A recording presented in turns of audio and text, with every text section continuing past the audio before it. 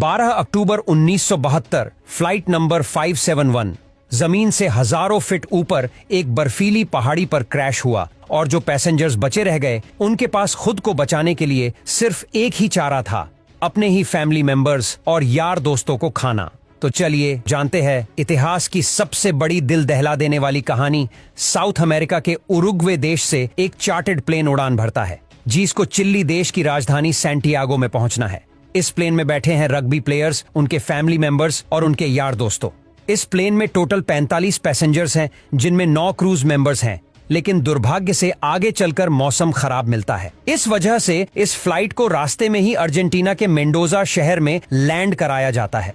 ये फ्लाइट रात भर वहीं रुकती है और ये फ्लाइट 13 अक्टूबर को दोपहर के 2:18 पर फिर से उड़ान भरती है और पायलट को पूरा भरोसा था कि 1 घंटे के बाद वो सही सलामत सैंटियागो में पहुंच जाएंगे। ये प्लेन करीब 18,000 फीट के ऊपर उड़ रहा था और धीरे धीरे एंडीज की पहाड़ियों को पार करता जा रहा था, लेकिन आगे चलकर मौसम और खराब होता गया और पायलट को आगे कुछ भी दिखाई नहीं दे रहा था।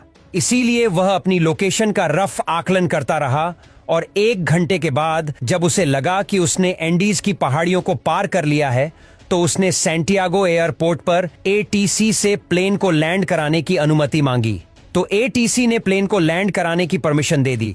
3:21 को जैसे ही प्लेन नीचे आता है तो पायलट को दिखाई देता है अभी तो एंडीज की पहाड़ियां ही चल रही है और सामने एक बहुत बड़ी चट्टान है। जल्दी से पायलट प्लेन को फिर से ऊपर उठाने की कोशिश करते हैं, लेकिन अब बहुत देर हो चुकी थी।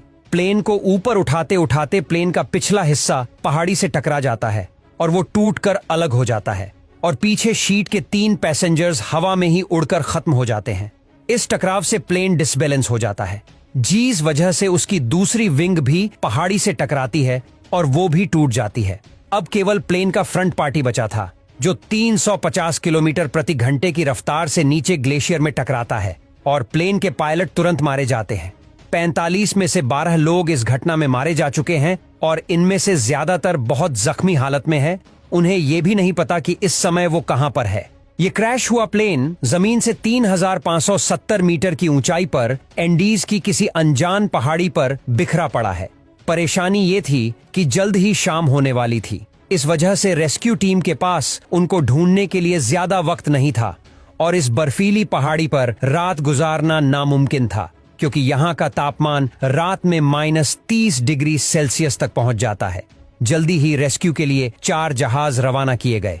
इन चारों जहाजों ने एंडीज की पहाड़ियों को खंगाल डाला, लेकिन इन्हें कहीं भी कुछ भी नहीं मिला क्योंकि प्लेन ऐसी जगह पर क्रैश हुआ था जहां पर सफेद बर्फ और घना कोहरा था और प्लेन भी सफेद रंग का था।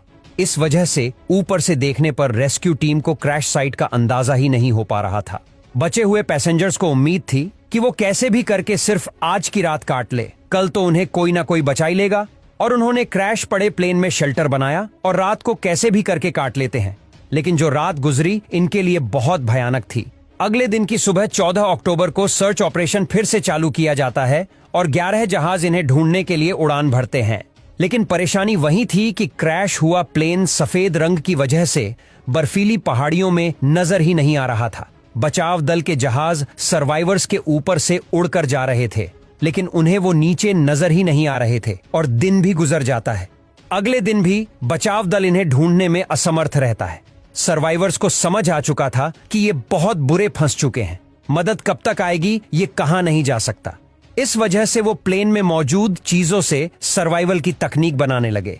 धूप में बर्फ को पिघलाकर वो पानी की व्यवस्था तो कर लेते थे, लेकिन खाने के लिए उनके पास ज्यादा कोई ऑप्शन नहीं थे। दिन प्रतिदिन गुजरता जा रहा है, मदद मिल नहीं पा रही। प्लेन में जो खाना था वो भी खत्म हो चुका है। अब इन्हें इस पहाड़ी पर 8 दिन गुजर चुके थे और उधर 8 दिनों के बाद सर्च अभियान 2 महीनों के लिए रोक दिया जाता है क्योंकि अक्टूबर के महीने में वहां पर बहुत ज्यादा बर्फ पड़ती है। ऑफिशियल्स को ये लगा कि इन 8 दिनों में सारे यात्री मारे जा चुके होंगे। इस वजह से उनकी मुर्दा बॉडी को 2 महीने के बाद खोजकर उनके घर वालों को भिजवा दिया जाएगा। इधर सर्वाइवर्स को प्लेन के मलबे में एक रेडियो मिला। जब सर्वाइवर्स ने रेडियो को ऑन किया तो उसमें उन्हीं की न्यूज ब्रॉडकास्ट हो रही थी कि फ्लाइट नंबर 571 के सर्च ऑपरेशन को अब बंद कर दिया गया है। इस न्यूज ने सर्वाइवर्स के होश उड़ा दिए। अभी तक तो उनको अपने खोजे जाने की एक उम्मीद थी, लेकिन वो अब रेडियो पर अपने ही मरने की खबर सुन रहे थे। उन्होंने प्लेन की सीटों को फाड़कर उसकी रुई को अपने कपड़ों में भरकर ठंड से बचने की कोशिश की। सीट कवर को पैरों में लपेटकर बर्फ में चलने के लिए जूते बनाए।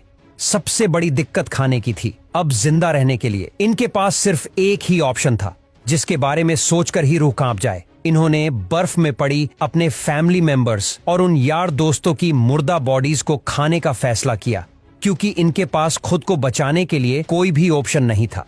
लेकिन 29 अक्टूबर को कुदरत ने इनको एक और झटका दिया। वो रात में सो रहे थे और अचानक उन्हें पता चलता है कि पहाड़ से बर्फ का एक मोटा हिस्सा टूटकर नीचे गिर रहा है। ये एवलांच इतनी जोर से आया कि भारी मात्रा में मौजूद बर्फ ने उनके टूटे प्लेन को अपनी चपेट में ले लिया। उनका प्लेन बर्फ के नीचे दब चुका था और प्लेन के अंदर भी बर्फ घुस चुकी थी। इस बर्फ से बाहर निकलने में इन लोगों को 3 दिनों का समय लग जाता है। अब इन्हें रियलाइज हो जाता है कि यहाँ रहेंगे तो एक एक करके सब लोग मारे जाएंगे। इससे अच्छा है कि इस पहाड़ी से बाहर निकलकर मदद ढूंढने की कोशिश की जाए। और उनमें से 3 लोग इस पहाड़ी से बाहर निकलकर मदद लाने का फैसला किया। और क्रैश के 33 दिनों के बाद यानी 15 नवंबर को ये तीनों लोग मदद ढूंढने के लिए निकल पड़ते हैं। चलते चलते इनको शाम होने लगती है, तभी इनकी नजर प्लेन के दूसरे टूटे हुए हिस्से पर पड़ती है। जब वो उस मलबे के पास जाते हैं तो उन्हें उसमें खाने के लिए बहुत कुछ मिलता है और आज की रात उन्होंने इसी में गुजारने का फैसला किया। प्लेन के उस पिछले भाग में उन्हें एक बैटरी मिली, जिसे कम्युनिकेशन डिवाइस को चालू करके वो बचाव दल को बुला सके। कुछ दिनों तक इन्होंने इसे चालू करने की कोशिश की, लेकिन इन्हें सफलता नहीं मिली। और अब ये तीनों नौजवान कनेसा, पराडो और विजेंटन ग्लेशियर पर चढ़ाई करने के लिए निकल पड़ते हैं। ये तीनों पश्चिम दिशा की ओर चलते चले जाते हैं, लेकिन ये बिल्कुल भी नहीं जानते कि जिस दिशा में ये जा रहे हैं उसमें कोई इंसानी बस्ती इन्हें मिल पाएगी या नहीं। उनको बस ये लग रहा था कि उनको इस सामने वाली पहाड़ी को पार करना है और उन्हें मदद मिल जाएगी, और उन्हें उम्मीद थी कि वो 3 दिनों में इस पहाड़ी को पार कर लेंगे। इसीलिए उन्होंने अपने साथ में सिर्फ 3 दिनों के लिए ही मीट की सप्लाई रखी। इन्होंने धागे से सिलकर एक स्लीपिंग बैग बनाया था और रात में एक ही स्लीपिंग बैग में तीनों चिपक कर सोते। चौथे दिन की सुबह उस पहाड़ी की चोटी पर पहुंच चुके थे। जैसे ही ये पहाड़ की चोटी पर पहुंचे तो इन्हें पता चला कि वो इतने दिनों से जिस दिशा में चल रहे थे वो गलत दिशा थी। आगे रास्ता खत्म ही नहीं होता। अब कि उनके पास खाने की सप्लाई बहुत कम थी, इस वजह से उन्होंने फैसला किया कि विजेंटन वापस लौट जाएगा और पराडो और कनेसा आगे बढ़ते रह गए। कुछ दिनों के बाद इन्हें नदी की एक छोटी सी धारा मिलती है। वो उस धारा के साथ साथ नीचे चलते रहते हैं और लगातार 9 दिनों तक चलने के बाद 20 दिसंबर को नदी के दूसरे किनारे पर इन्हें एक इंसान दिखाई देता है। पिछले 9 दिनों में इन्होंने पहाड़ पर 61 किलोमीटर की हैकिंग की थी और इन्होंने उनसे मदद की गुहार लगाई, लेकिन वो इंसान टुमारो बोलकर चले गए। लेकिन अगले ही दिन वो इंसान फिर से वापस आया और एक पत्थर में कागज और पेन लपेटकर नदी के दूसरे किनारे पर फेंका। नंदो पराडो ने पेन और कागज को उठाकर जो भी घटना घटी थी उसके बारे में सब कुछ लिख दिया। जब उस इंसान ने उस पेपर को पढ़ा तो वो सब कुछ समझ गया, क्योंकि उसे पता था इन पहाड़ियों में कुछ दिन पहले प्लेन क्रैश हुआ था। वो इंसान जल्द से जल्द शहर गया और आर्मी कमांड के साथ इस इंफॉर्मेशन को साझा किया और जल्द ही चिल्ली की एयर फोर्स इन्हें रेस्क्यू करने के लिए पहुंचती है। आर्मी ऑफिसर्स पराडो और कनेसा को हेलीकॉप्टर में बैठाकर क्रैश साइट पर पहुंचते हैं और 22 दिसंबर 1972 को क्रैश के 70 दिनों के बाद बचे हुए सर्वाइवर्स को रेस्क्यू किया जाता है। इस क्रैश के बाद 45 में से टोटल 16 लोग ही सर्वाइव कर पाते हैं। इनकी ये कहानी सच में दिल दहला देने वाली कहानी थी।